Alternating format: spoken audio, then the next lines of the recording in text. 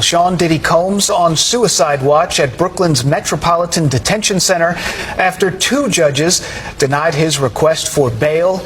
This as a grand jury is expected to hear new testimony from sex workers very soon. Two sex workers are sharing their encounters with Diddy with the feds.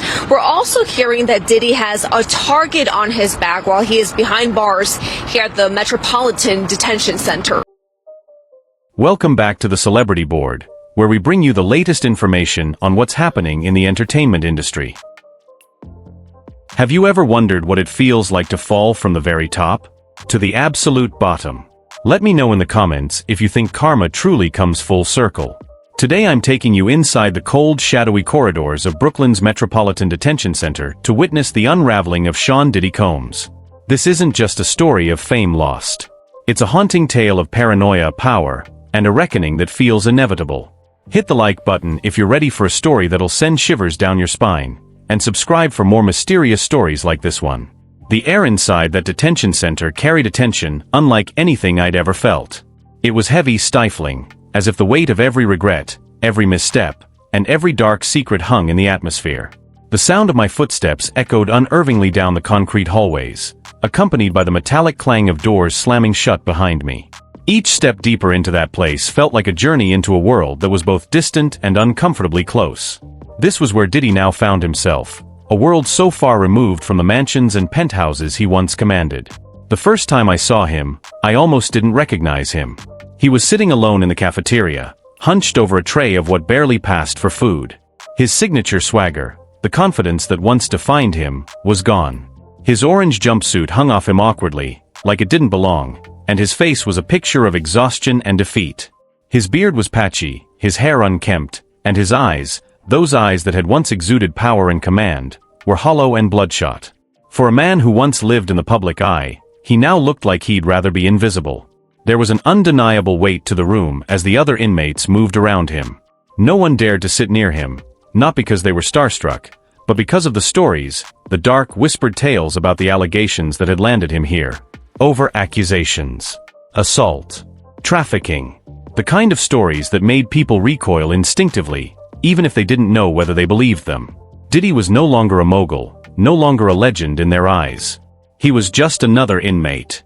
And perhaps worse, he was a man they didn't want to be associated with.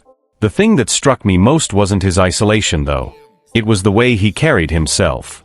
His movements were jittery, nervous, like he was constantly bracing for something. He kept glancing over his shoulder, flinching whenever a guard barked an order or a tray clattered to the ground. It was as if he wasn't just afraid of this place. He was afraid of something else, something unseen. The whispers about him were like a quiet storm brewing, growing louder with every passing day. When he first arrived, you could tell he wasn't like the others. Not in the way most people meant. It wasn't just his sharp suit, now crumpled and out of place in the harsh fluorescent lights of the facility, or the way his voice carried when he spoke. It was his presence, the way he moved, as if he thought he still owned the room, even in shackles. That sense of entitlement was like a cloud around him, suffocating and hard to ignore. They said he walked in with a confidence that didn't belong there, like he hadn't fully grasped what it meant to lose everything. He name-dropped people no one in the prison cared about, powerful names that he clearly thought could open doors, even in a place where doors only closed. He threw around veiled threats, subtle but sharp enough to cut, as if the guards and inmates alike should feel lucky just to stand near him. That kind of arrogance doesn't get you far in a place like this. Prison has a way of equalizing people, grinding down their sharp edges until there's nothing left but raw, unvarnished humanity or something darker. His first request for bail was denied. No one was surprised except for him. He reacted like it was some kind of clerical error, like someone had forgotten to sign the right papers. You could see the disbelief in his eyes, the way his face tightened, lips curling into something between a sneer and a forced smile. He was convinced it was temporary. The second attempt came, and the same thing happened. Another denial. This time, though, the confidence didn't falter. If anything, it seemed to grow. It was as if each rejection was just fuel for him to double down, to convince himself and everyone around him that the system couldn't really hold him. By the time the third attempt rolled around, it wasn't just confidence anymore. It was full-blown arrogance. He strutted through the prison like he owned the place, chest puffed out, chin held high. People started calling him the man, not out of respect. But because he acted like he was untouchable, he started picking fights, not physical ones. He wasn't stupid, but verbal sparring matches, mind games. He'd corner people in the yard with his sharp tongue and icy stare, always testing boundaries, always looking for the upper hand. And then there were the guards. He'd smirk at them, make offhand comments about how long they'd last in the outside world if he still had his connections. He was daring the system to prove him wrong. The day of the third decision came, and he was practically glowing with self-assurance. He didn't just believe he was getting out, he acted like it was already a done deal. They said he even started talking about what he'd do first once he was back on the outside, as if the walls around him had already disappeared. But when the rejection came, something shifted. For the first time since he arrived, that air of invincibility cracked. It wasn't a dramatic scene, no shouting or lashing out, but you could see it in his eyes. The confidence drained from his face, like water slipping through fingers, leaving something hollow behind. That night, the stories say he was different. The strutting, the smugness, the attitude, all gone. He didn't talk to anyone. Instead, he spent the night pacing his cell. His footsteps, a constant restless rhythm that echoed down the corridor. The guards said they heard him muttering to himself, not loud enough to make out everything, but certain words carried through. "This isn't how it's supposed to go," he kept saying over and over again, his voice thick with disbelief and something else, something that sounded almost like fear. "They lied to me," he'd whisper, and then again louder. "They lied to me." It was like a mantra, the words repeating until they lost their meaning. One inmate swore he'd heard Diddy shouting late into the night, his voice hoarse with desperation. "I don't belong here," he screamed, pounding his fists against the steel door of his cell. The noise echoed through the block until eventually he fell silent. By morning, the guards found him slumped on his cot, staring at the wall with an empty expression. Whatever fight he had left seemed to evaporate with each passing day. But it wasn't just the isolation or the rejections that were breaking him. It was the paranoia. It crept into every aspect. I heard from one of the guards that Diddy had started muttering to himself, his words low and frantic, as if he was speaking to someone who wasn't there. "They're coming for me," he would say. "I should have seen it. They're coming." The guards didn't know what to make of it. Some thought it was guilt eating away at him.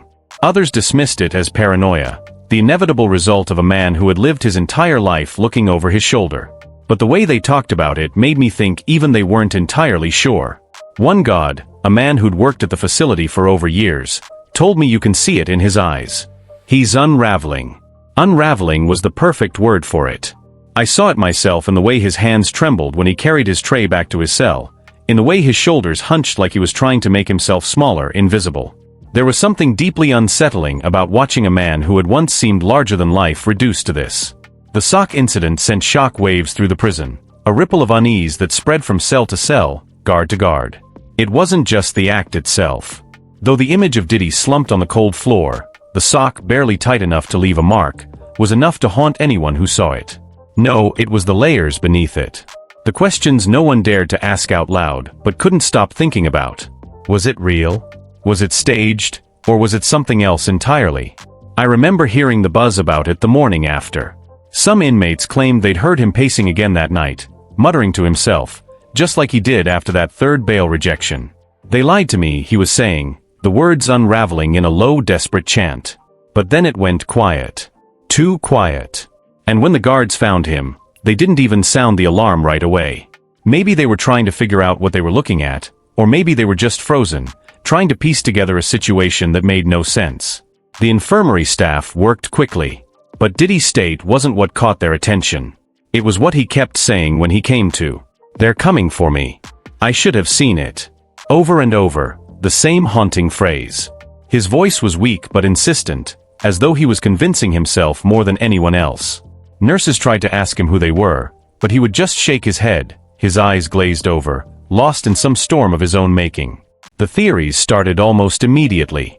You couldn't sit in the mess hall or walk the yard without hearing a new version of what went down. Some swore it was a genuine cry for help, that the weight of his situation had finally crushed him. After all, Diddy was a man who thrived on control, on being the one pulling the strings, and now stripped of his power, his freedom and his connections. Maybe he just couldn't take it anymore, but others weren't buying it. "A sock?" One inmate scoffed, shaking his head. "That's not how a man like him does it." That's amateur hour. He was playing the system, trying to get a cushier bed in a hospital ward. And honestly, that sounded like something Diddy would do if it weren't for the third theory, the one that made even the loudest voices dropped to whispers. That theory was the one no one wanted to believe, but couldn't quite shake. It wasn't Diddy who tied that sock around his neck, they said. It was someone else. A warning, a message, maybe from someone inside, maybe from someone outside. But whoever it was, they wanted him scared, silent, controlled. The thought sent shivers down my spine because it didn't feel impossible. Not in a place like this. When Diddy came back to the block, he was a shadow of the man who had first walked in, all bravado and swagger. Now he barely spoke. His eyes darted constantly, scanning the room like he was expecting something or someone to jump out at him. It was as if the walls themselves had started closing in, each corner holding a secret he didn't want to face. The guards watched him differently now, too. Not with the detached annoyance they usually reserved for inmates, but with something closer to caution. One day I saw one of them lean in close to him during a routine check, their voice low and menacing. "Careful who you talk to," they whispered. "You never know who's listening." I don't know what was more chilling, what the guard said, or the way Diddy froze. His face drained of whatever color he had left, like those words confirmed every fear that had been gnawing at him. And then there was the list, that infamous whispered about list. No one knew for sure if it was real, but that didn't stop the speculation. Some said it was just a myth, a story cooked up to make Diddy seem more powerful than he really was, but others believed it was as real as the concrete walls around us. A list of names, they said. Powerful names. Names that could shake entire industries, topple careers, destroy lives. If Diddy had that list, it explained a lot. It explained the whispers, the sock, the guards, cryptic warning. It explained why everyone seemed just a little more on edge whenever he was around. But the thing about a list like that, if it existed, it wasn't just a threat to the people on it. It was a target painted on Diddy's back, and maybe he knew that.